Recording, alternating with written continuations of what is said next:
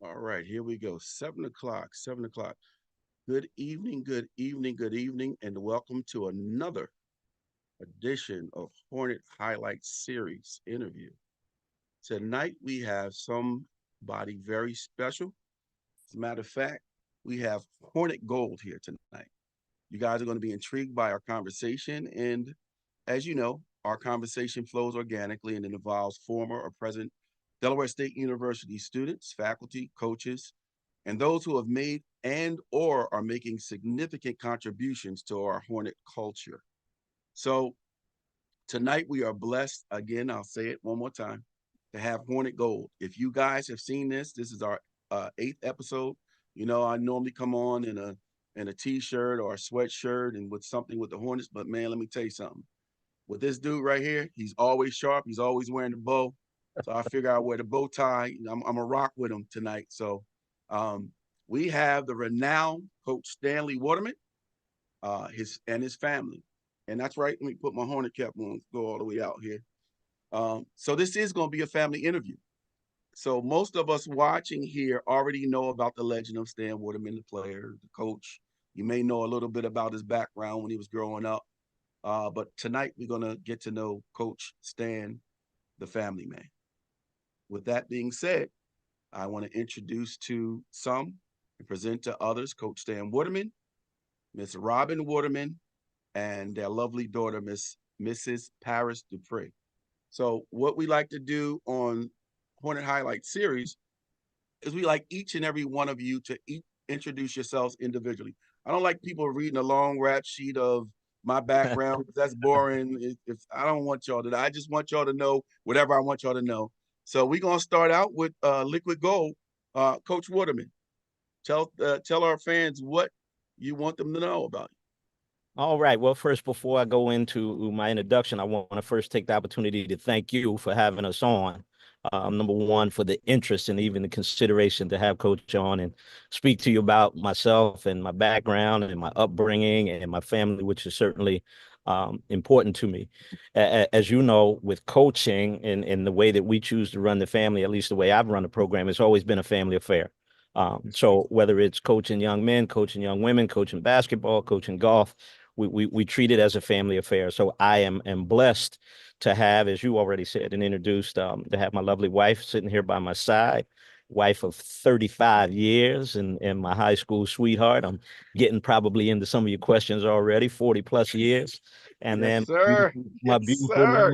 only my daughter there, my inspiration and motivation for the majority of what I've done over my life and my career.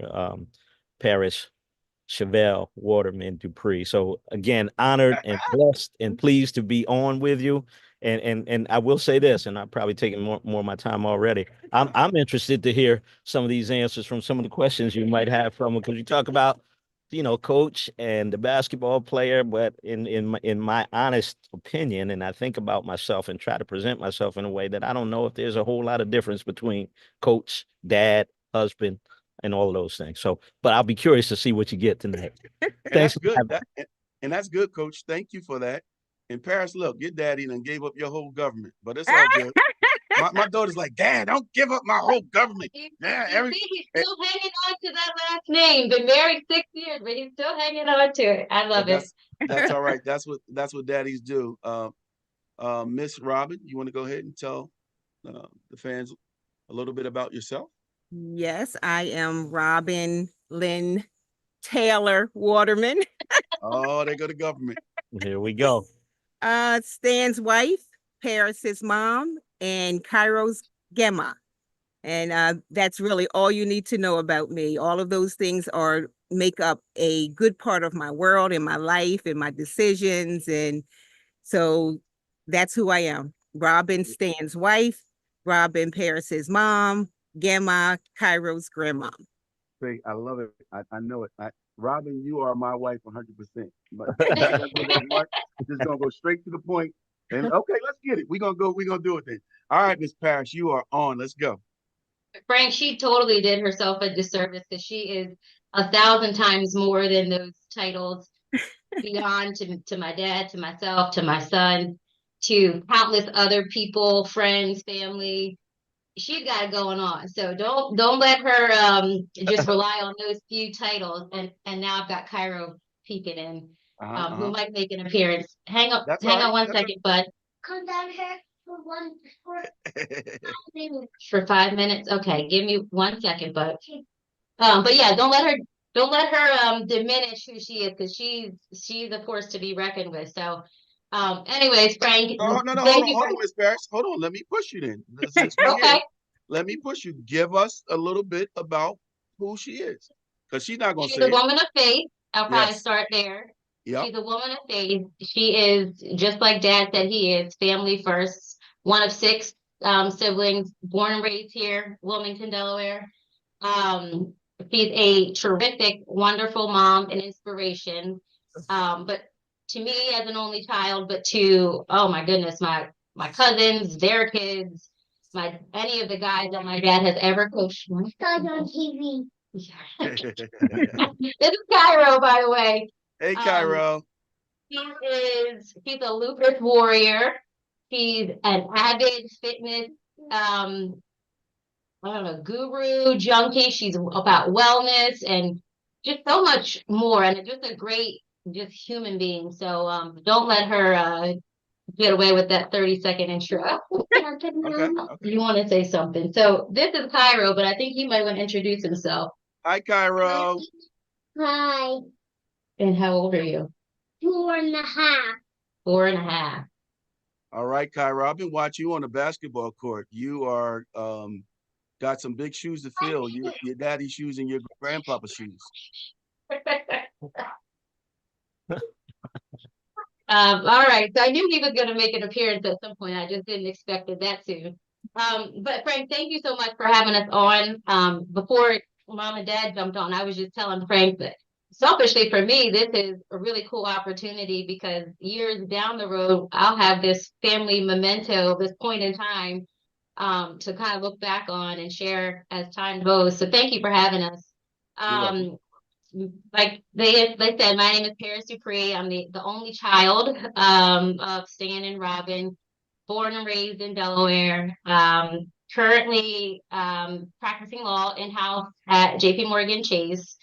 So that's what brought me back to Delaware a few years ago. Um, an avid sports entertainment junkie enthusiast. I guess the apple doesn't fall far from the tree. Grew up playing sports, played sports in college and a little bit thereafter. So just love to be around the game, and have been fortunate to kind of grow up as a coach's kid. Now married to a coach as well, so I can't escape it. But that's a little bit about who I am.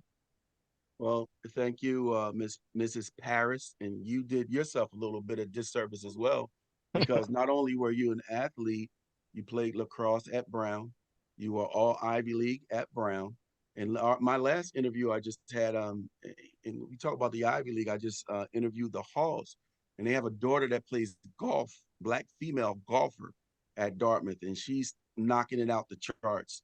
And she talked about being the only black on the team, and it's kind of difficult. Mhm. But again, you got some great things going on with you too. So, but that's what thank you guys for those introductions. I want the people to know what you want them to know about them. But before we get into the interview, I'm going to ask you about 4 questions each, and I'll probably be at the first question it'll be to all, and the last question will be to all. But before we do that, we do something special here called little known history facts. So this is where I get to go back. I've been retired from the FBI for about 11 years now, but it gives me a chance to brush up on my old investigative skills to ensure that my source development prowess is intact. All right. So little known history fact. Let's start with you, Coach Stan. So as I did a little bit of digging, the word on the street word on the street is that you grew up on the east side. That's not too hard to figure out. Of Wilmington, Delaware, as a little boy. But you were affectionately known by this moniker, Waterbug. So you care to tell us about this Waterbug? I'm curious. Tell me about the Waterbug deal. What's going on with the Waterbug? Well, that was one of the first nicknames that I actually got playing on the basketball court. As you said, I grew up on the east side of Wilmington. I'm a native, born and raised, and playing throughout the city, whether it was Price's Park, Kirkwood Park, Haynes Park, Fifth and Madison Street. We traveled everywhere to play. Anywhere there was a game, we played.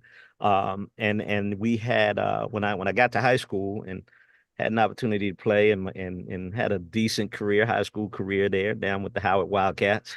Sir? Yes, sir. And so yeah, I got to throw that plug in there, right? But the nickname Waterbug came about, and it was actually given to me. David Rivers was a reporter from the News Journal, and my high school coach Joe Hussey. And Oh, and yeah, yeah. at one point, sort of describing my play on the court, he was all over the court, man. He was like a little water bug, and that's Okay. where Oh, it came from. That's where okay. that water bug thing came from. Okay, that's good because I know growing up on the north side, not too far on the other side of town, we had water bugs. And so, I mean, you come in the house at night, you turn on the lights, ching, ching, ching, ching, ching, ching. And I was kind of crazy back then. I would capture them. I would kill them, capture them, wrap them up in a piece of paper, throw them out in the alley and burn them. So, I mean, so I said, water bug, let me find out about this water bug.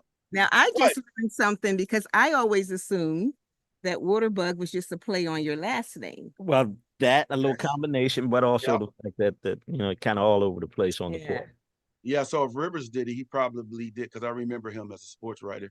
He probably did do that on a play on his last name. So, with that being said, there's more. As a young whippersnapper, word also on the street, Mr. Waterbug, is that you were nice on a diamond. They told me that you could hit that pelota. Now you're a man after my own heart. Because that, I played football and baseball and basketball in high school, but football and baseball in college. But baseball was my first love. And I think baseball was all of us. I think everybody in the hood, we were 4 years old. What did you do? You started playing Little League. Yeah. So, but this is what my Hispanic brothers on the street told me on the east side. My Hispanic brothers told me this. They said, podrías golpear ese pelota de baseball. They said that you could hit that baseball, son. They said you were nice at playing that baseball. So, also with that moniker Waterbug, your MO playing basketball in high school, well, actually even before high school, probably 6th, 7th, and 8th middle school, 6th, 7th, and 8th grade, was that you love your canvas Converse sneakers, probably white Chuck Taylors, right? Yeah, And remember, all of us growing up, we had them long pair of tube socks. that's right. Now, maybe the ones with the 3 stripes at the top. Maybe you was all white. I don't know, but we had the little stripes at the top, 2 colors and 1 in the middle. I don't know which one you prefer, right? All the way up to your kneecaps.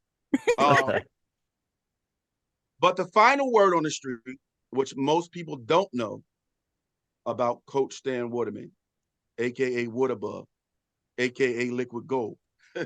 The word on the street, Coach, is that in the late 70s and around the early 80s, they said that you were mad talented with a pair of clippers. Wow. They Wow. said, listen. They said that you could make brothers' edges so sharp that they could fillet a fish. That's how nice you were. So Yeah. that's my little known history fact on Coach Stan Waterman. We had a couple, and they told me he was nice. So, let me go to. I'm gonna save Miss Robin for last because she's like my wife. She's dying to know, but I'm gonna save her for last. So I'll go to Miss Paris, which is all good because she is the consummate professional. I try to dig up some stuff, but word on the street told me that Paris, you are an incredible, which I know because I know your husband very well. You are an incredible wife, mother, and daughter.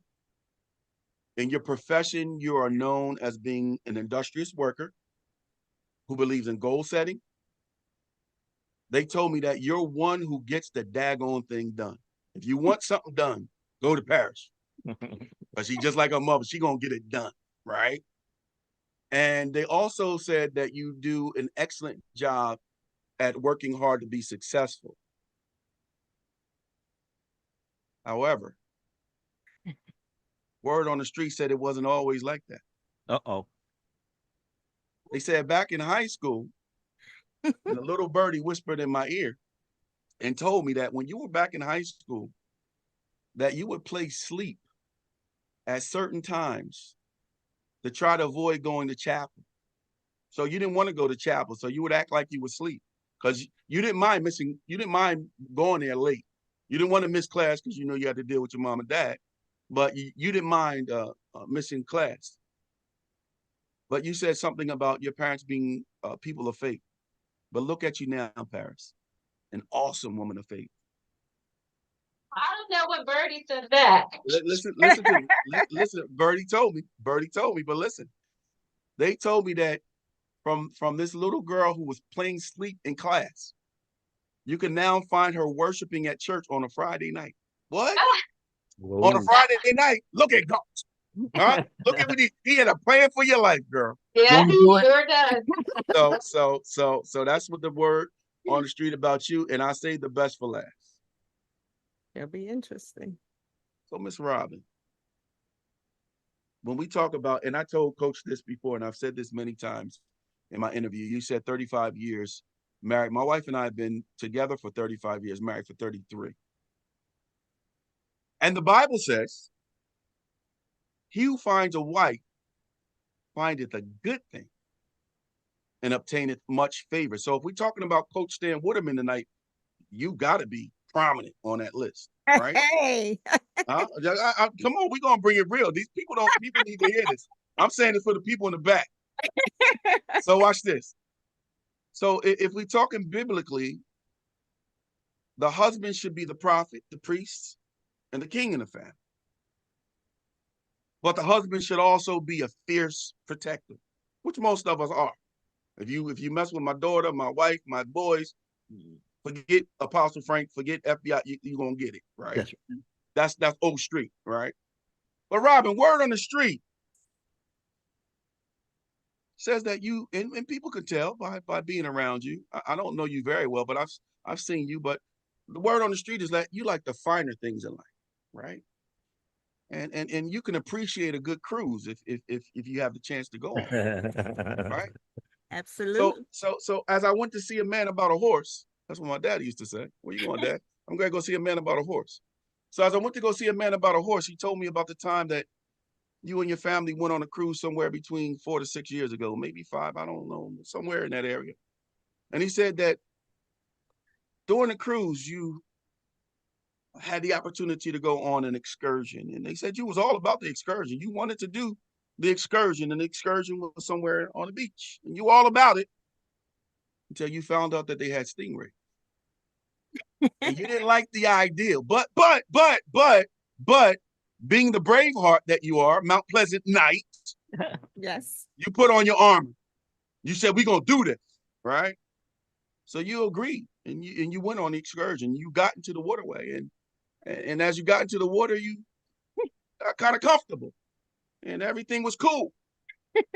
And the reason why you were comfortable, and that's why I set it up this way, is because the one thing that you had settled in your mind was that you could stay close to your protector, that good old water bug, that Coach Stan Water. You're going to stay close to him. Yep. And you clung to him the whole time, word on the street. They said that you clung to him so much that you was like white on rice, like cold on ice. Y'all know the rest. I ain't going to go. That's old street stuff. I'm getting off my pastor thing there. However, they said you got a little bit comfortable and you got relaxed because your protector was there. But while your back was turned, Stingray ran up on you. And when that Stingray ran up on you, you jumped into your protector's arms and you held on for dear life. You almost choked my coach out. You blacked out, you panicked. The word on the street said that we almost lost this great man of God in 4 feet of water because you choked him so hard.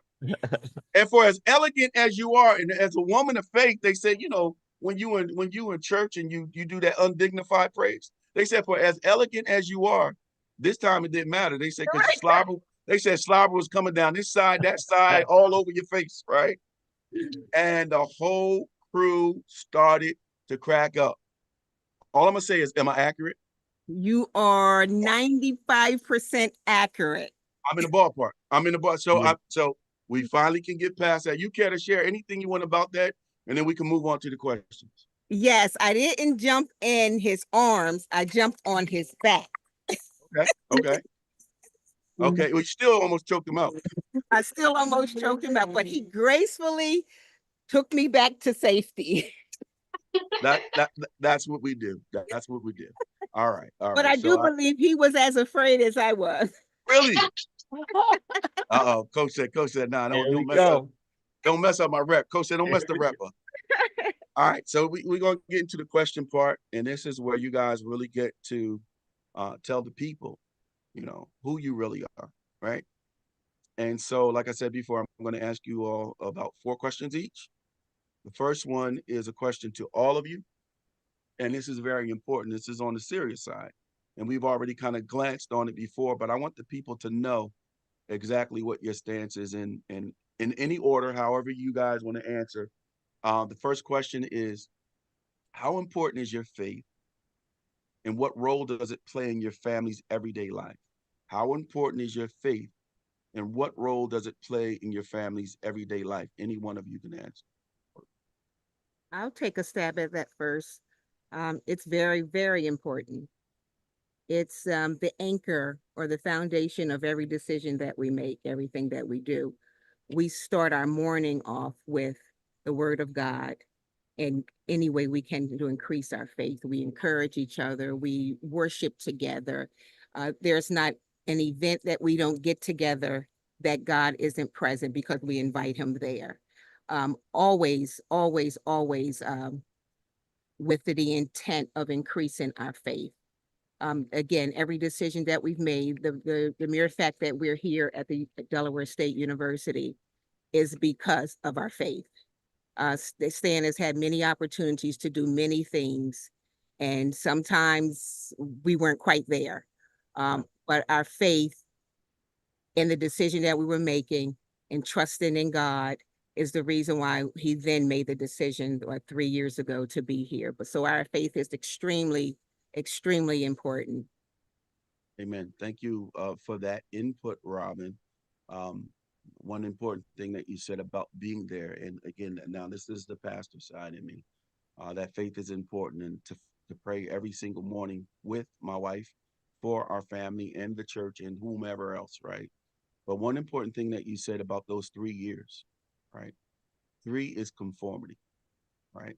So in this third year, expect some big things to happen because coach, you made the decision to be there.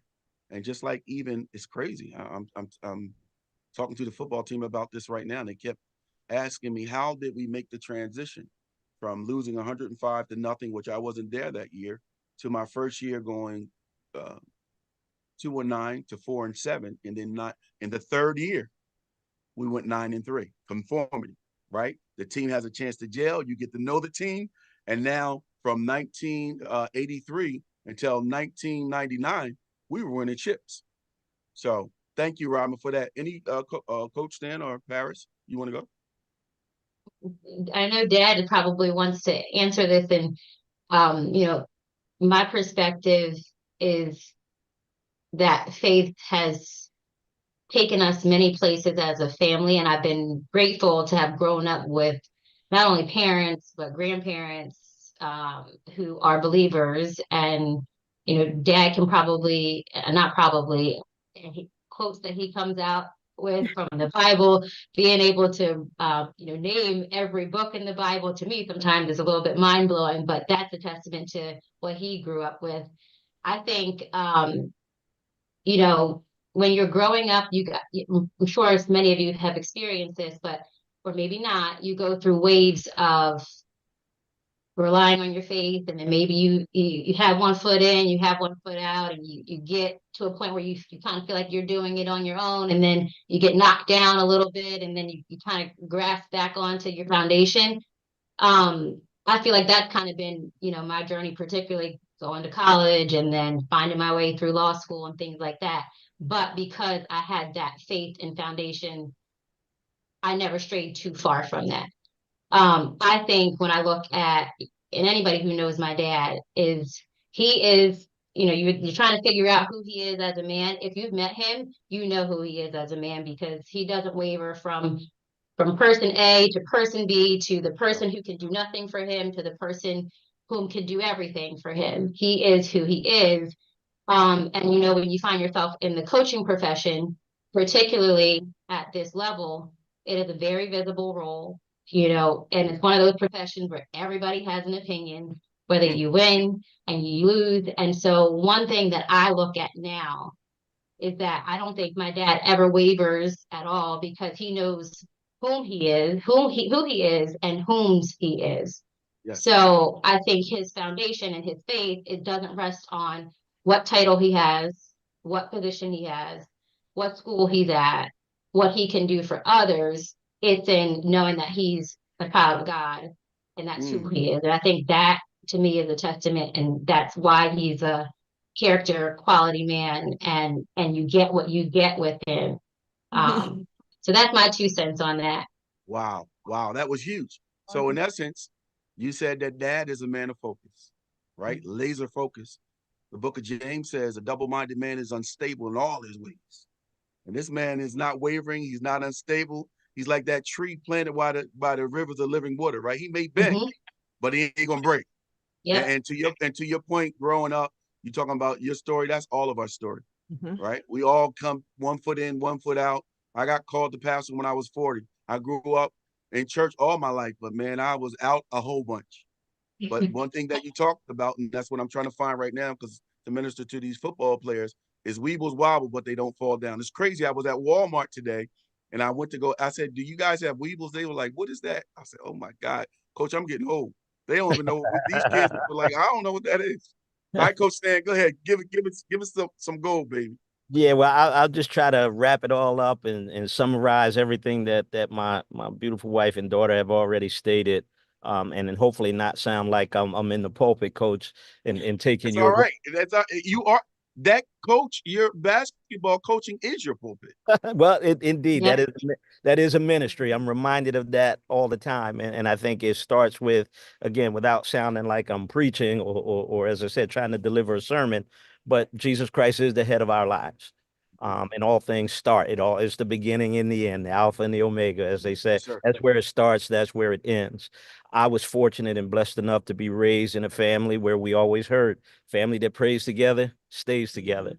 That's who we are. That's who we've been. That's what we will always be.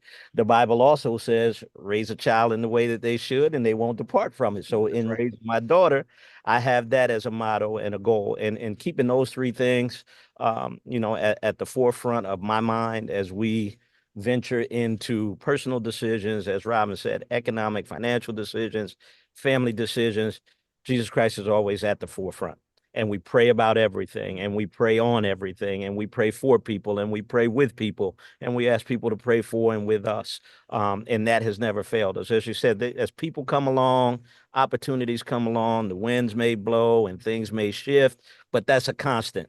That's a Yes. steady. That's our Yes. rock. That's where we Yes. can rely on. That's what we can go to. And we've been fortunate enough, blessed enough to have spiritual leaders. We Yes. belong to Word of Life Church, where Awesome Pastor church. Chris Rue and Pastor Dana Yep. Rue lead us and provide us with the spiritual food from Sunday to Sunday. And I can't even say that because we're in a concert on Friday night where we're just worshiping and praising together, the praise and Bible study on Wednesday night. It's just an awesome thing to be a part of. And it's a big part of our lives. So that's the foundation that we have built our family on, and one that has never failed us. So we're going to stick to it. Amen. Amen. Thank you, Coach. Now that we have the foundation, I'm going to go into the question portion, individual. Now that you've laid down the foundation, Coach, I'm going to start with you. Um, Tell us what it was like for you as a child. Did you have siblings? What was your childhood house like? What do you remember most about it? These are a lot of things, and you can answer all, or if you ask me to repeat, I will. Did you have a TV? Or did you have one, or did you have several? We barely had one, right? Yeah. And what was your? Here's an important one. And what was your favorite TV show and why? So I'll go over all or some if you want me to. What was your childhood house like? What do you remember most about it? Let's start with that. Wow, and that's a great question too. And for me, it's one that is easy to answer. I started off this whole conversation talking about family and what family meant to me. I am one of six. Woo! Um, both my parents are one of 10. And we got some Southern roots. Both are from South Carolina, so we were raised in the church. Family is everything. We stick together. I grew up on the east side of Wilmington, where in my neighborhood, and I'll say this, and I say it proudly because I love to give credit to my dad. We were probably one of very few households where mom and dad were on the block.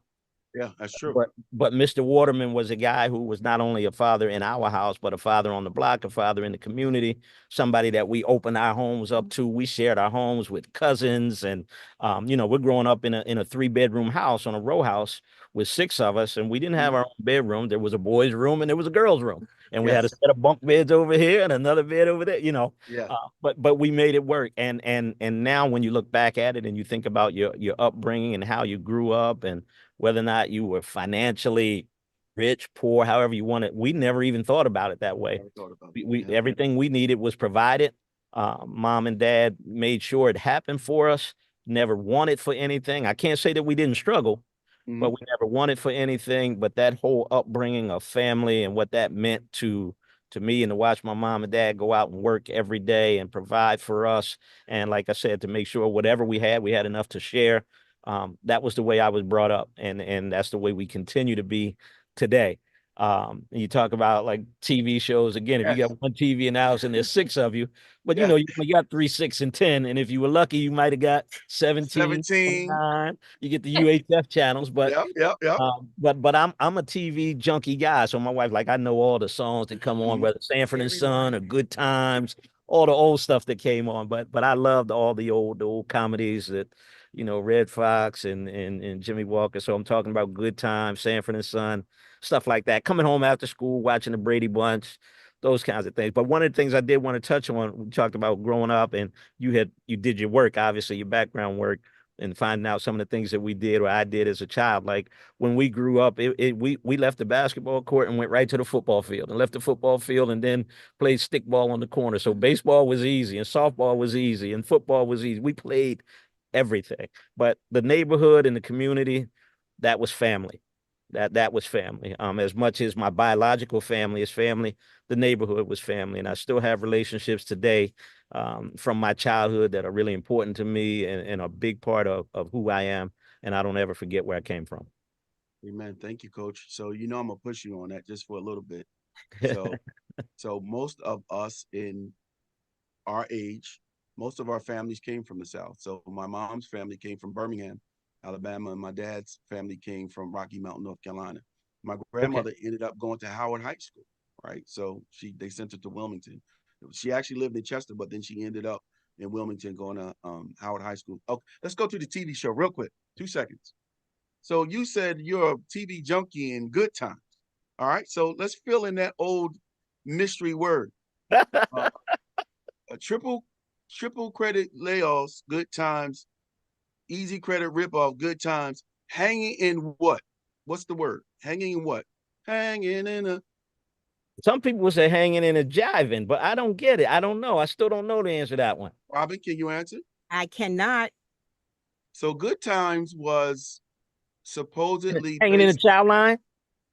Good Times was supposedly based on the Cabrini Green projects in Yep. Chicago. And I've worked there before. And the exact lyrics, which nobody knows, everybody mess it up, shucking and the jiving. Uh-huh. Coach, you just hit it. It's hanging in a child line. Yep. Hanging in a child line, and they be shucking in it. Come on, man, Yep. stop. Yep. Yep. You know what I mean? Come on, Coach. We gonna put them to the game scooter tonight. All right. I got it. I got All it. right. All right. All right. Let's go to Robin. So Robin, similar to Coach, where did you grow up? I already said I know what high school, but you can tell the people what high school did you attend?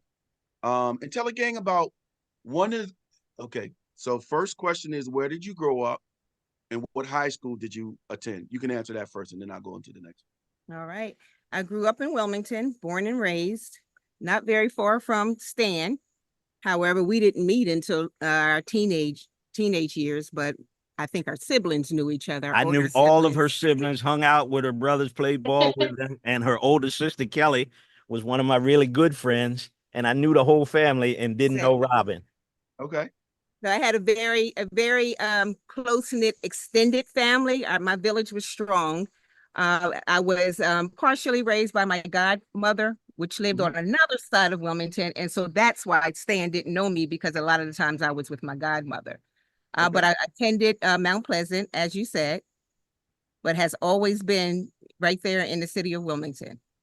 Okay. Okay. Now you said part of your family lived on another side of Wilmington. What part? North side. Okay, where?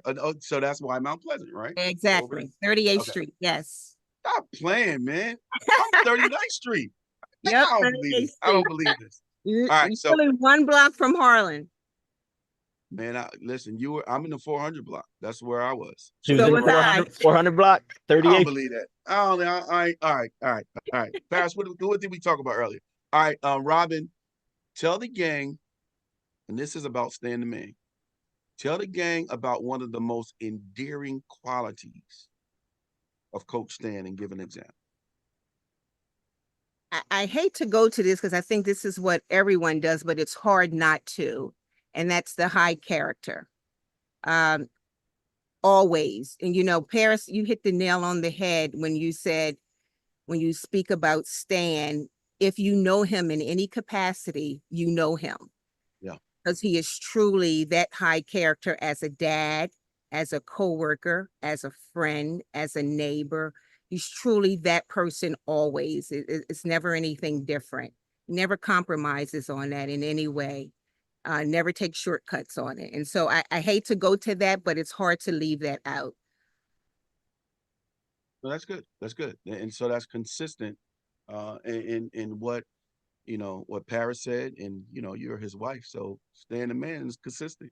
So Miss Paris, you ready? I'm ready. All right. So we're digging and we're concentrating on this part of the questions about dad. So if you were to write a book about your dad, and it wasn't limited to any particular subject, what would the title of that book be and Ooh. why? And watch this, because I know I know who I'm dealing with, right? And I know your mind works quick, right? So give us a preview of what the first chapter would entail. Again, if you were to write a book about your dad and it wasn't limited to any particular subject, what would the title be, most important, and why? And just give us a preview of the first chapter of that book. Oh my goodness. Now this is Frank, this is not fair. I feel like this is what I need some homework time to do this. Oh, this because I want it just like rappers, I want it off the dome. I don't want it written. I want it off the dome. Yeah, because I feel like I'll give you an answer and then 5 minutes later I'll think of something different. Well, you can come back 5 minutes later. You can come back and tell me What something would different. be the title of the book? Oh man. I mean, I could give you sort of a generic answer that's coming to mind right now. Okay, go ahead. Give it to me. Stan the Man.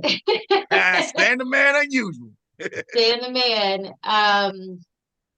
But that doesn't really tell you what it would be about.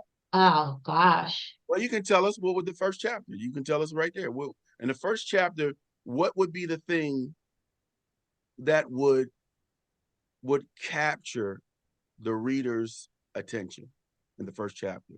Yeah. I give you So a for instance.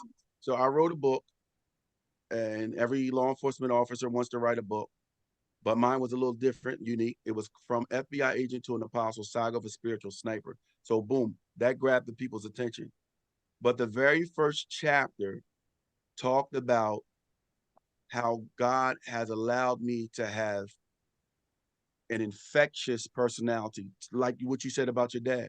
So if it was from T.D. Jakes to Kirk Franklin to the janitor to the president, Tony Allen, to whomever, when, like you said, your dad, when you meet him, you meet him. When you know me, you know me. It ain't no wavering. You know Frank. I'm over the top. I'm excited. I stay on go all the time, right? but I have an infectious personality that when someone meets me, they're like, man, it's like I know this dude all my life. Like Robin living on 38th Street in the 400 block. Stop playing with me. All right, go ahead, Paris. Thanks for buying me some time. Yeah, that's what I wanted to do. So what my mind kind of goes to first, and I think part of it is because when I think about my relationship with my dad, it's very chronologically, right? So me growing up, so I went to Sanford, which is where he coached for 30 years prior to going to Delaware State. So I started when I was 3 years old, and he was there at Sanford. We rode to school every single day from the time that I was three until graduation or when I got my license. So we spent so much time together that place was also family. Um, so when I think about what that first chapter would be talking about those car rides from 3 years old to college, him coming across campus to pick me up from lower school and then heading over to the sports center for practice where I'd sit at the table, sports table and do my homework while the team was playing. So that would kind of set the picture of what our family life kind of how it started and what it looked like. Outstanding. I told you I'm gonna make you guys think on these questions. Yeah. These are That was a these are hard the one. questions that the That people was want a to know. really hard one. All right. Okay, back to you, Coach. And this is important. So now we move a little bit further. Now you're growing up in the city, and this was important to all of us, whether you were on the west side, north side, east side, um, south side. This was kind of important, and I talked to a lot of people about this.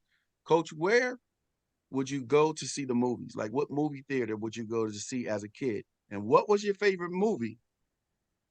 Right? What was your favorite movie that you told even Paris when she was growing up that you would even tell Cairo now? That I mean, there are movies that I've told. Anyway, what answer that one?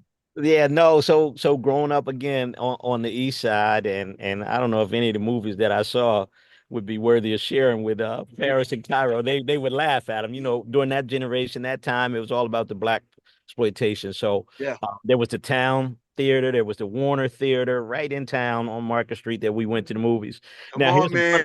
Come here's the on, man. here's the funny part about that, Pastor. When you go, you got two movies. Yes. You would get one, it would be the black movie, and then you would get the karate flick to come on after that. Come on, Coach. Talk about it. Talk about it, Coach. And you paid once, but we stayed all day. We stayed all day. And one of my favorites, again, for me and my friends, it was Three the Hard Way. It was Fred Yes. Wilson, Jim Brown, Yes. and Jim Kelly. Yeah. And Jim Kelly, the karate guy, Jim Kelly. So you would always get those movies. But I can remember us, man, we leave the theater, running downtown, heading back to the east side, kicking stuff over, kicking over trash cans, jumping Come up. on, man. You know, emulating what you just saw in the movie. But the Town and Warner, that was the place to go. Parents would take you, drop you off, you know, and then that was it. And then I would say, and then this might have been a little bit later on, maybe once or twice, we might have been fortunate enough to get to the drive-in theater that they had. There you go. I was going to ask you that next. It was coming next. Which one did you go to? Which one? Which one? In Claymont, I think it was. Oh, come on, Coach. That Naaman Road up there? Yeah, right by Come on, man. Yep. So watch this. So it's funny because on the north side growing up, we didn't really, as a kid, and I'm a little older than you guys, we didn't have movie theaters yet then. We didn't have that Cinemark over Merchandise Mart. We didn't have the Concord Mall yet. So we used to walk to the Warner, right? Yep. And the funny thing that I tell my kids and even my grandkids, and now my grandkids, is we used to watch those same movies, but our movies were Bruce Lee. You said the karate movies, right? Yeah. Enter the Dragon, Return of the Dragon. Yep. And we, just like you, used to come out, walking around, kicking stuff. We came home, made nunchucks, start hitting each other in the head, and all kind of stuff. And in Claymont, same thing. Remember the gravel? You drive, you hit the gravel. Remember the speakers you put in a window? Parents might not remember this, but here's what we used to do. My parents used to stop because they didn't want to go to the concession.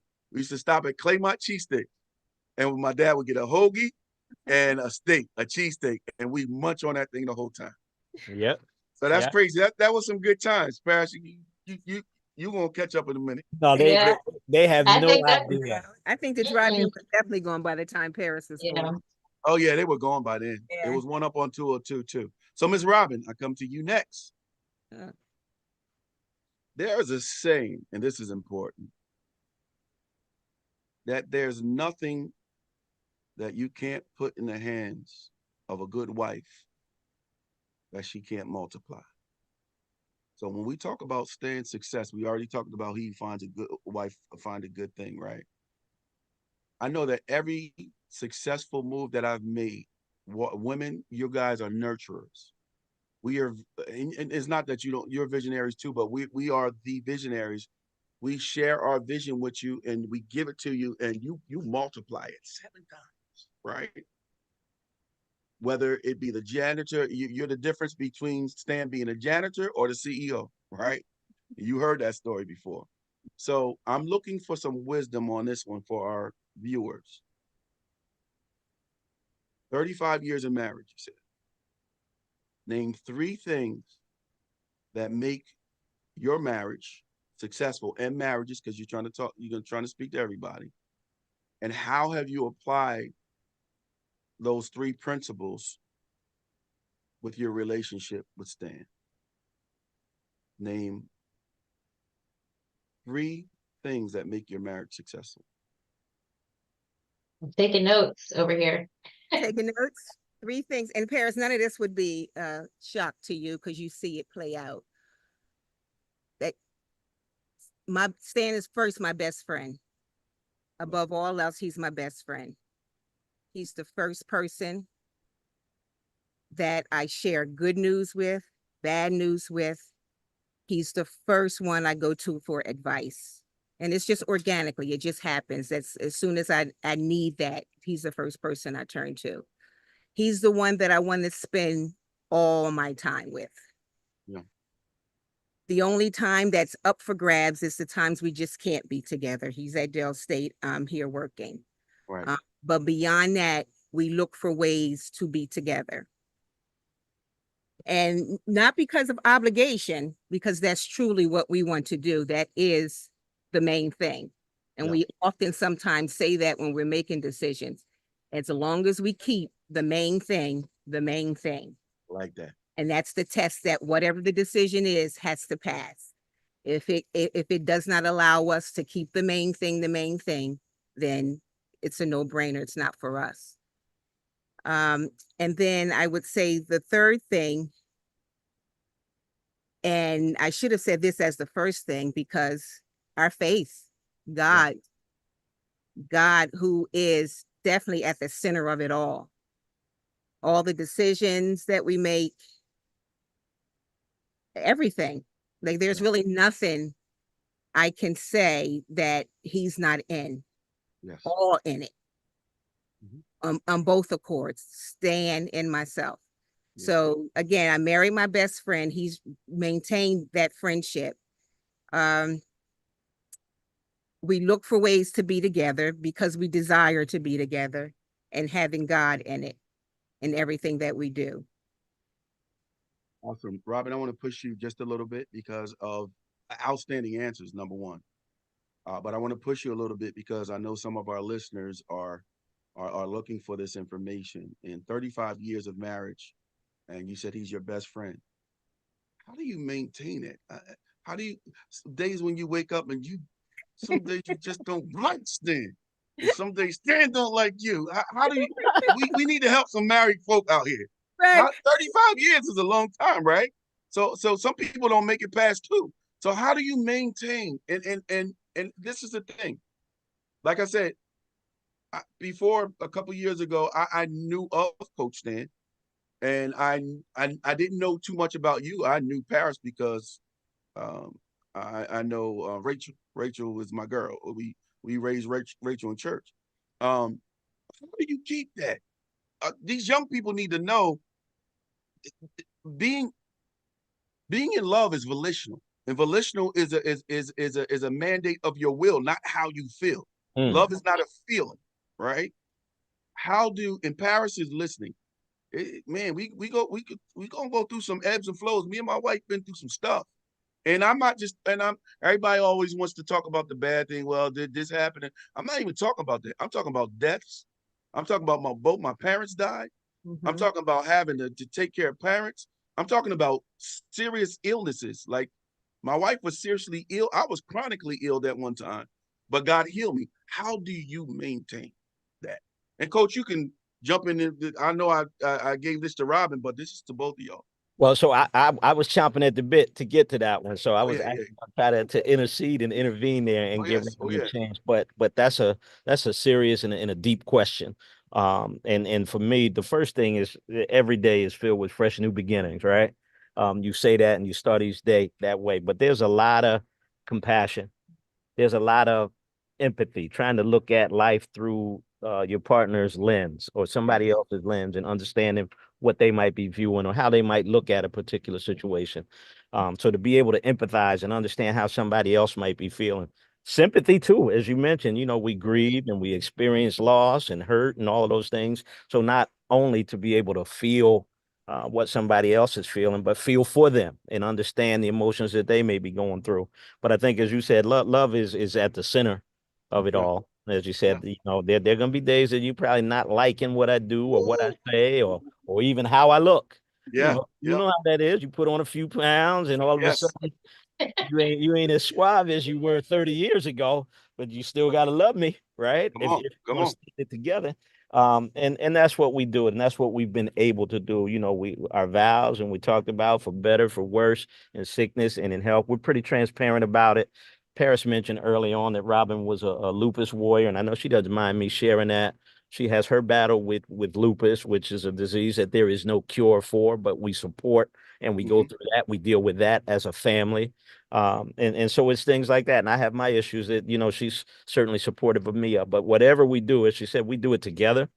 A lot of forgiveness in there, a lot of Yes. Yes. compromise in there. Yes. I could give you a bunch of words and adjectives that we use, but it's Yeah. all a part of the ingredients that make up a healthy, loving marriage. Hmm. And part of the question you asked, and I'm not quite sure, I can't even remember how you said it, but I think one thing that has been key for us is, and I say this, we've had folks before us to model what a healthy marriage Yes. looks like. My Yes. my parents have been married for 65, almost 70 years now. They've been together that long. And so I saw what a healthy marriage looked Yeah. like, what a Yeah. father is supposed to be, what a husband is supposed to be, what a dad is supposed to be. And Robin had the same thing on the side for her. So we've seen that, and certainly we want to model that for Paris Yes. coming behind. I mean, she's seen nothing but. Yeah. Not that we haven't had disagreements or differences, but in the end, when it all comes out in the wash, we are one. We are all we have. We're in it Yeah. together. I mean, a bunch of cliches. I can give you a bunch of them when Yeah. we start coaching, but that's what it is. That's really what it is. Yep. And the other thing you cannot leave out, it's courtship. You have to be Ooh. very deliberate about continuing to court your spouse. It doesn't Yes. change or it doesn't end once you become married. You have to be very intentional about creating opportunities for courtship. Yeah. That This is is a date for us tonight. that is Thank you. Thank you. Uh-huh. And you know what? That's important because we're going to help some people out today, Coach. You said what I always try to tell when I counsel young couples is, you start out, you in love, everybody, honeymoon period, all that, and the brother got the six pack and the whole nine. But what happened when that six pack turned to a one pack after 35 years, right? And you got that woman Paris, the brothers. Oh man, Paris, you look at my beautiful wife, she beautiful smile and everything. And now I'm gonna get off of you because I'm not gonna say that. Look, a beautiful wife and all that kind of stuff. And then she got a Coke shake bottle shape, right? But what happened after 20, 30 years when it turned into a 2-liter bottle? You still gonna love her? That's And, right. and, and so we're gonna try to help some people. So thank you for that input because it's gonna help a lot of people. Now, Miss Paris, now you get to kick some wisdom.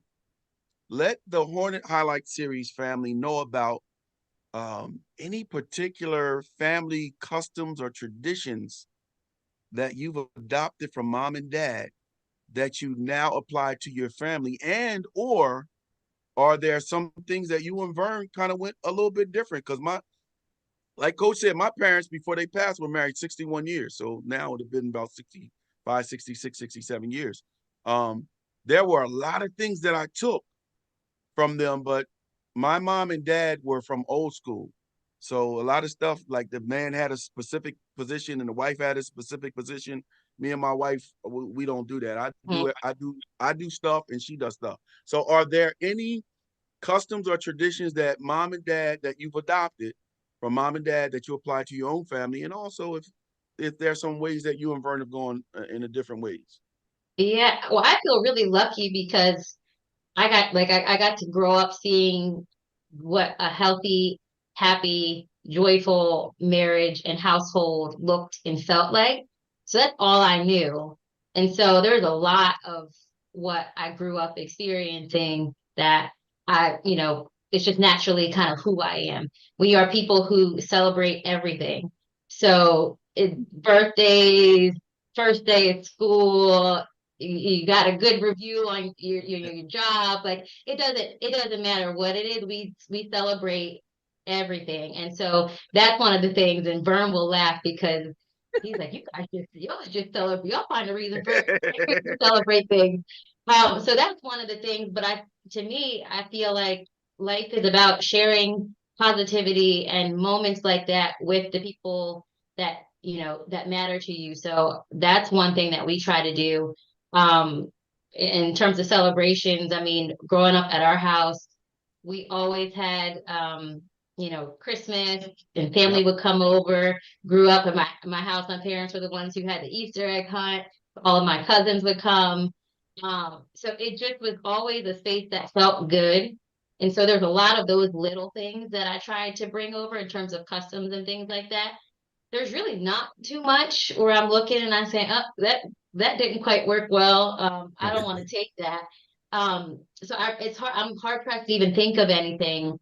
Obviously, Vern and I are charting our own course, but we have really, really good kind of models of what it looks like, and then we put our own spin on what works for us in our family. So Outstanding. Outstanding. So, Coach, since this is date night, I got two more questions for each of you, and then I'm gonna let you and Robin go ahead and go get some ice cream and do whatever you guys do. That's what me and the wife did yesterday. We went to go see after church. We went to go see the movie The Forge, and then we just went out to eat, and then we had ice cream, and so Okay. so Coach, two more for each of you. So there's an old adage, Coach, and you know it very well because you probably teach your athletes about it. Sports teaches us a lot about life. Can you describe some of the things that you learned while you were playing sports that apply to your life now? mm. And do you take that same approach when you're coaching in your coaching style today? Absolutely. And it is one of the foundations for me of coaching and teaching. I believe coaching is teaching, teaching is coaching. And one of the things I always said, and I still say it today, and I learned this at an early age when I was playing. I believe athletics is a perfect parallel for life. Yes. Same work ethic, same discipline, same attitude, competitive spirit that it takes to be successful on the court or on the field or on the track. You take those same characteristics and transfer those over into whatever you're doing in your life, even in your chores at home, and you're going to be successful. You know how to be a part of a team. You know what it means to work together. You know what it means to have accountability and responsibility to teammates. And those are all great relationship building characteristics, but they're also characteristics, as I said, if you're successful in athletics and you carry them over into whatever else it is you do in your life, you're going to win. Yeah, that's awesome. Okay, Robin, coming up to you. You can let your shoulders down finally, Robin, because this is a fun question for you. All right. Okay. So the fun question for you, Robin, is does Stan know how to navigate his way around the kitchen? Can a brother cook? Right? Absolutely. And if he does cook, what does he cook? And name a dish that he excels that whatever holiday y'all talking about, y'all always celebrate. Coach Stan gonna cook, and ain't nobody else gonna cook this meal. And Paris, you can chime in on this too. Like when Daddy cooks, like his special dish, what is it? Robin, go ahead and tell us about it. So it's interesting because we just had this conversation just the other day, because there was a time that Stan was in the kitchen as much as I were, or Okay. probably more at Probably. times. But this Dell State thing going Uh-huh. on has Uh-huh. taken him out of the kitchen.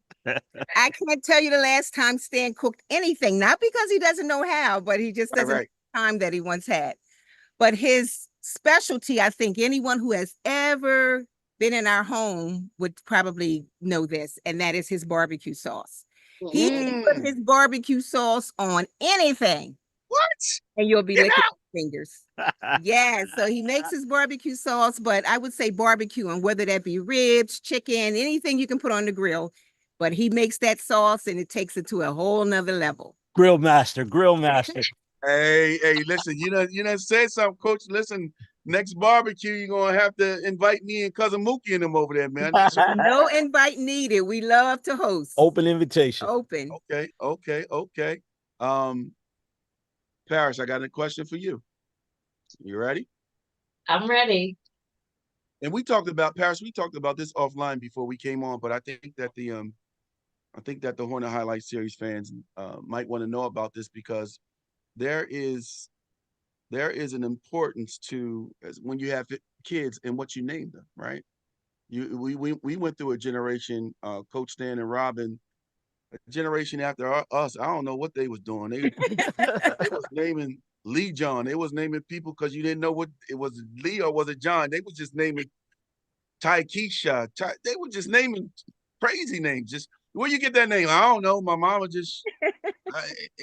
So it's a very important what we named. We were very deliberate in what we have 4 kids. We were very deliberate in what we named our kids. So Paris, tell the Hornet Highlight Series fans what's the story that you've been told about your name? Who named you? Was it mom or was it dad or was it them together?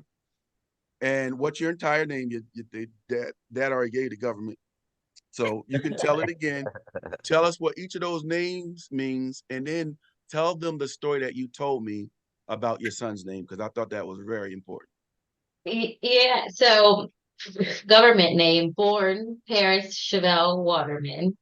Now, I actually will have to rely on my mom and dad to get this story right because I might mess this up. But I believe mom had a friend who was also named Paris, whom she adored and really loved the name. Okay. I think that was it, right? That's it. That's it. Yep. Now I actually don't know about my middle name. I don't think I've ever even asked. That was But me. Dad, tell us why. Tell us where you get that from. It just had a nice ring. It flowed right with Paris. It didn't have any major significance in it. I mean, yeah, and unique. Just looking for something unique, Okay. as we knew that you would be. Yes. See, And, boom. and there you go. All right, Paris, tell them. Yeah, so I about your guess son. that was passed down. The uniqueness was passed down. So my son's name is Cairo. And when we were trying to figure out what we were going to name him, I think I had a running list. I'm not going to put you on the spot, Dad. But I think I heard it somewhere and immediately loved it. I did, of course, run it by my parents. And mom was very, politically correct and didn't give, I don't think she gave one way or another if she liked it or not. I think dad actually made a joke about it, so much so that I was very upset, also pregnant and emotional, but very upset. So I had to come back full circle. And I think the next day mom was like, well, why don't you do some research and you might find something about the name that speaks to you. So I was like, okay, let me do that. So look it up, and Cairo actually means victorious one. Hey, look at So that. Look at if that. you know us, you know our family, that is, strong, victorious. It was one that I fell in love with. And now he's 4 and we're starting to teach him what his name means. So hoping that he kind of embodies what his name means. So it was pretty cool. And I Okay. forgave my dad for laughing initially as well. See. Thank you for that. Last question. I'm gonna let you guys go because I know the hour is upon us. Coach Stan, and this could vary. Briefly tell us about how you kind of said some stuff about how you and Robin met. We talked about that a little bit, right? But tell us the success story, because me and my wife tell two different things. My wife was like, "Yeah, you would sweat me." I was like, "Nah, you would sweat me." It go back and forth, right? Because the streets say that you were sweating her, Stan, but we'll figure this out in just a few minutes. And then what quality about Robin still draws you close to her today? Wow. So, as the older we get, those stories grow and they change a little bit. And every time you hear Yes, them, they sir. get a little bit longer. Uh, Uh-huh. but I can honestly say and think I'm pretty accurate on this one. Like I said, I met Robin. I was a sophomore in high school, the summer of, well, we just finished my freshman year. And like I said, just growing up on the east side, having a relationship, knowing her family. She had a couple of older brothers that played basketball. They were all basketball. Tony Washam, Concord, J.J. Taylor, Boom, there it is. Woodlawn High Now I got School. it. I know Tony. Yep, yep. So basketball was in her family, and I played with those guys, and even her older sister Kelly played with the guys a lot, and so I knew Yes. Kelly, but didn't Yeah. know Robin. But she started to hang out on the east side, so I mean, kind of doing my thing on and started, as you said, sweating me, and Yeah. told her brother, I got to meet him, and he came to me. We were playing when he said, "My sister wants to meet you." Mm. Story, am I not right? That's true. He said, "My sister wants to meet you." And as they say, the rest is history.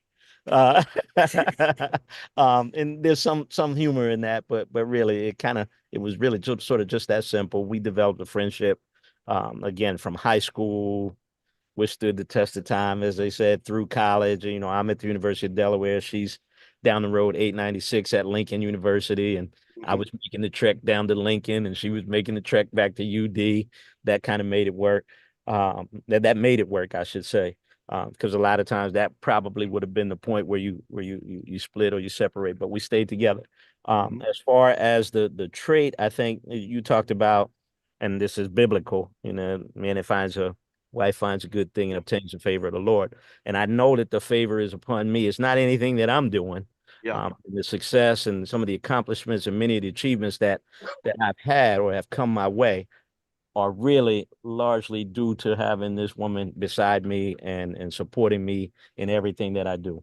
And that's from 30 years of high school coaching and teaching to coaching now collegiately at the Division I level. She's always been there for me, for the Yes. young people that I've been involved with. And that has never wavered or changed. The young men at Delaware State right now, they will tell you they know Robin in a little bit different role than the high school guys did, but Yeah. always there to support and encourage and guide, and will be the first one to pull my coattail and tell me when I'm offline or I'm off course. It's not always, it ain't always yes and amen. That's right. Sometimes it's like, hold on, brother, back up. Yes.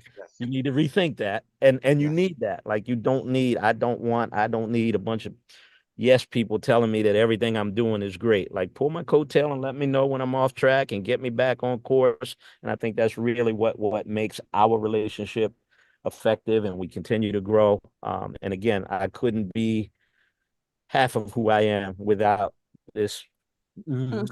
right here. Love. Yes. I Yes. knew you would like that. I knew you would like that. So no, that's exactly why I'm doing this interview, because I want people to know about Stan the man, right? And so now we're starting to see, and we're almost done. Now we're starting to see, but what you just said epitomizes accountability. I gotta have accountability. My wife has has got to be able to hold me accountable. I can't, oh, I'm the man, you can't tell. Nah, I need my wife to tell me, Yep. because that's my strongest advocate. Yep. That's my harshest critic, but I want you to be critical because I don't want to go out there sloppy. That's My right. wife will tell me, y'all, I got a type A personality. My wife will tell me you're talking too much. Be quiet. And I'll be like, but only she can tell me that, That's right? right. That's right. But I need to, Frank, you're too loud. Frank, calm down. But I need that. So it's incredible. Robin, one more question for you, and then one more question for Paris, and we're gonna get out of here. Um, what qualities show a person's growth and maturity? And how did you develop those qualities in raising Paris? And do you have any advice to the young parents that are raising that are raising children in this day and age? Because a lot of these people are disconnected. What No, qualities? show a person's growth and maturity. How did you develop those in parish? And what advice would you have for young parents raising children? It boy, it was truly on the job training. That's true. It was truly on the job training because Stan and I actually, Paris was actually raised very different than Stan and I's upbringing, and not a right or wrong, good or bad, but just very different. Our resources were different than when we were growing up. Um, our households were different. Paris was one, and we were both from a large families. So it's very different. But Stan and I met with a lot of uniformity in how we were going to raise her. And it sort of developed. Like we didn't go into it, say we're going to do X, Y, and Z. It Right. sort of just developed. And one of the main things I would say that attributed to Paris being the young lady that she is today is that we always kept her busy. Yeah. I was always of the mindset, or we were always of the mindset that if we didn't fill in that time, something else would. That's right. And we were going to bet on what we could fill it in other than anything else. And so that was probably the biggest advice. You know, one of the things we talk about often is that we didn't have to raise Paris in the time of cell phones and social media. I mean, it was just starting to bud as Paris was a teenager. So we didn't have that to compete with. But I would say the largest thing is, again, modeling what a healthy relationship, what a healthy household, what healthy relationships even outside of your household, so that she knew how important that was. I mean, that's at the core of who we are, is that we try to be very relational, intentional with our relationships. And so to model that, to keep her time very, very deliberately engaged in healthy things. We just kept her busy all the time and always creating opportunity. I mean, I had Paris in everything, things I never knew much about, but she was going to find the things that she loved to do. And it wouldn't be by accident or by default, just exposing her to one or two things that I was comfortable with. So we tried to give her every opportunity. And so there's not one thing that she didn't try, or at least have the opportunity to try. So I would say, again, that was our formula. And I think it all paid off well, because we're very, very proud of the young lady and the mom and the wife that she's become and that she is owning totally. Yes. Outstanding. Last question for you, Paris, and I got one final question for you all, and then we out of here. In terms, and everybody wants to know this, in terms of discipline between mom and dad, who was the heavy in the family, mom or dad? Right? And Well, follow up, was the discipline that you received very strict, or would you say lenient? And how do you discipline Cairo as a result? um, so so I think I was actually pretty good growing up, because when I think about Uh-oh, uh-oh, uh-oh, uh-oh. discipline, there's only a couple moments that come where I'm like, oh, I remember that moment. I think growing up, they both shared kind of the disciplinary, but I would say I have more memories of moments with my dad in wearing that disciplinarian hat growing up. And then Uh-huh. I think once I got, and maybe this is just with girls, once I got a little bit older to like high school, college, and that 20 something, then I felt like more of the discipline or those tough conversations were coming from mom. Okay. But like I think I won't say I was fairly easy, but I think for me, I they didn't have to scare me. I think I respected and kind of revered them enough that that was kind of the form of discipline. Like I just didn't want to, disappoint either them or our family or anything like that. And so I think that was kind of my natural guiding. But kids are kids. Yeah. So they will need to get checked. We all need to get checked at some point. But I do think it was mostly dad. I felt like it was mostly dad growing up. And then, that hat kind of switched a little bit later in life. Outstanding. How that Outstanding. impacts how I discipline Kai. I Mhm. mean, he's all boy, high energy. If you have seen him at the Oh yeah. games, Oh yeah, you've I have. probably seen him running up and down the bleachers after the Mhm. game, running around the court. And he's only 4 right now. So right now, what we're trying to do, Vern and I are teaching. how you manage your emotions, how you Right. speak to people, respect, all of those things. But I think, Vern obviously grew up with really strong parents as well, Yeah. just like myself. And so I think we share that, and we're just trying to teach him to be the best 4-year-old, best 5-year-old, 6-year-old that he can be. Well, thank you all for your time. I really appreciate your sacrifice. I have one more question for you all, and then we're going to wrap this thing up. And this is for each one of you, and you can answer individually. Um, Tell us about adversity in your life. What was the most difficult thing that you had to face, and how did you overcome it? And since we are people of the word, tag a text to it if you can for reinforcement. Tell us about adversity in your life. What was the most difficult thing that you've had to face? How did you overcome it? And if you'd like to tag a text to it. Don't all You jump want to at go? once. Yeah. I would say that definitely by far the most difficult thing I've had to face was the loss of my parents. Yeah. I lost my mom at 15 and I lost my father at 21. Um, Both very, very, very tough times. And they're tough ages as well. 15, you're becoming um this new person, you're growing up and there's a lot of decisions, relationships are awkward, you feel awkward, everything's hard. And so it was a tough time losing my mom at 15, and then 21 equally as hard. And now 21, I was a new mom and I lost my dad. Mm, Fortunately for me, I think I spoke about this a little earlier, as I had a very, very strong village who yeah. stepped right in. But your mom is your mom, your dad is your dad, and there's no real uh, substitution for that. So that is definitely by far the most difficult thing that I've had to face. And again, thank God for my village, thank God for my faith, that was able to sort of get me through that. Now, you don't ever really lose it. You Yeah. just learn to live without them. Yeah. But that hurt and that gut is still there. It's Yeah. absolutely still there. But again, you just learn to live without them. Robin, I'm sorry that you had to go through it that at such a young age. But like you said, God is the source and he helps us get through it all. Paris or Coach, you want to jump in? I think I feel like Coach should take this one and wrap this one up. I don't know that I All have right. anything. All right. Well, Coach, you and listen, you got the mandate.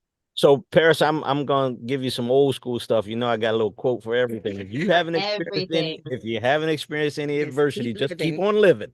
Let's Yep. keep Keep living. on living. It is coming. And I started this whole conversation. One of the things that I mentioned to you, and I said there's not a whole lot of difference, or I didn't think there was a whole lot of difference between the coach, the man, the person, however you want to describe, and you think about it. And when you talk about adversity, obviously, and the coach in me, I would be saying it's not so much what happens to you, but how you respond to it. Yes. And fortunately for me, I know with Robin, I knew what her answer was going to be for that. And bereavement for most people would be something that you would respond to when you talk about some adversity, losing somebody who's close to you. And again, I happen to be involved. I was there when her mother passed away. I was there when her father passed away, again, with our relationship going back that far. So, and when she hurts, I hurt. So I would say for me, the fortunate fact that both my parents are still here. Again, I told you I was one of six and we're all still here right here in Delaware. We still gather together on a regular basis. So as far as the bereavement goes and having that be the number one thing, I'm blessed and thankful that my family is pretty much intact. And but being with Robin and by your side as you kind of experienced and gone through that, that would I would say would probably the most difficult thing that I've had to deal with. Now, this job switch, I'll say that that's been some adversity and one of the tough things that the decisions that we had to make because I knew it would be life changing. Going from a high Yeah. school coach to becoming a college coach. And I know we're not talking about you wanted to get to the man, but it was life changing from Yeah. the amount of time that you spend at home, the amount of time that you're on the road, or the amount of time that you're away from home. It all changes your relationships if you allow it to. But as Robin said, one of the things that we agreed on from the beginning was that if it was going to upset the apple cart in our household, then it wouldn't be for us. And because we've been able to do it together, we've been able to overcome adversity that has come our way. And that's the way we will continue to pursue things. We thank God for the blessings. We thank God for you and this opportunity to share our story and our family, and our life and what it's about. And hopefully we'll be able to shed some light that might be beneficial or helpful to somebody else who's viewing it. So again, thank you for the opportunity. Thank you. Totally appreciate it. I've enjoyed it. I didn't pay them for these answers. It's like Stan Waterman, this is your life. I mean, to have the opportunity to sit here and have people say great things about you while you hear and you can hear it, and you No ain't sitting in a flowers. box. And I mean, it's a pleasure. So thank you for providing that opportunity for me. Well, you are so welcome, and I sincerely thank each and every one of you because I know your time is valuable, and especially being a coach, a husband, father, a wife, daughter, wife. It's very important. We'll end it like this, and I'll tag a text to it based on the last question, and it's the motto that I live by, and you hear me say it all the time. First Corinthians chapter 10, verse 13, the apostle Paul said this when dealing with all kind of adversity. He said, there is no temptation except which is common to man. And God is faithful that he will not let you be tempted beyond what you can bear. Yes, sir. But when you are tempted, you will always make a way of escape so you can endure it. So, Robin, thank you for being vulnerable and thank you for sharing because that probably was the hardest time of my life. My parents died 3 years ago within 6 months of each other. I was 58 years old, had parents all my life, and then I had no parents. And I'm still adjusting. So I fall back on this text. So thank you. Hornet Highlights fans, series fans, here you have it. Stan, the incredible man that he is. He would not be if it were not for Robin. And then you have Paris who comes along and just adds to it. And now the legacy continues. So another great Hornet Highlight Series interview. Thank you. Thank you. A million thanks to each of you. We greatly appreciate it. Thank you. Thank Thank you. you. Like, Well, Hornet Highlights fans, you have a great evening. Paris, look, she rolled out. Have a